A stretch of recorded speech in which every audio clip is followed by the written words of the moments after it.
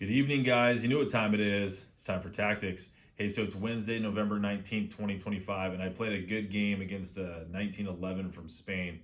Solid player, just, made one little mistake and ended up being his demise. But, that's what it's like when you play tactically. I mean, if you can see these combinations, it makes the game so much easier. It makes it a lot of fun. And so we're playing black. He's playing white. This is game 30 on chess.com. He makes the move bishop to e4. So pause your videos here and calculate what sequence you should play.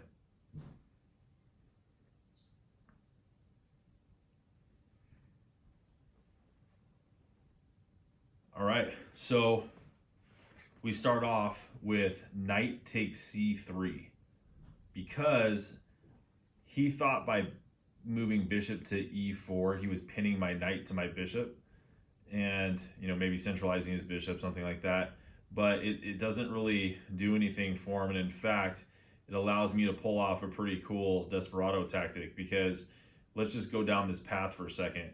Let's say knight takes c3, bishop takes b7, knight takes d1, bishop takes a8, knight takes f2, and say king takes f2. In that sequence, in that Desperado tactic that he just set me up for, we would have come out ahead because we would have got a knight, a rook, and a queen, and he would have got my knight, my bishop, and my rook. So we come out way ahead on material because we get the queen. So that's the reason that he can't go down that path. So when I take knight takes c3, the best move for white here is just to take my knight with b takes c3. And now pause your videos again because there's another follow-up move for this.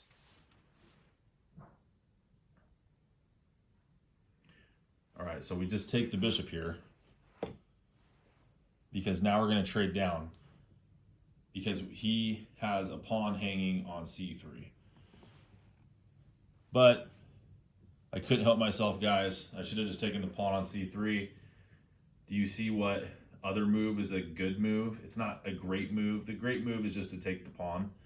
But there's also the good move to go knight to g4. Couldn't help myself. Threatening checkmate on h2, but also attacking the queen.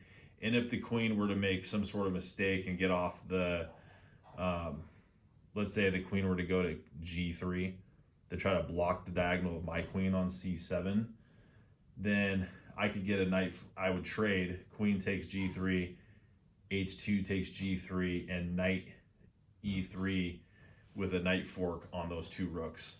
So that was my idea. But it's more solid because, I mean, he can defend this. And this is what he ended up playing. He ended up playing here. And now I trade the queens, and then rook takes f4, and then I went knight e3. So this is how it happened in the game.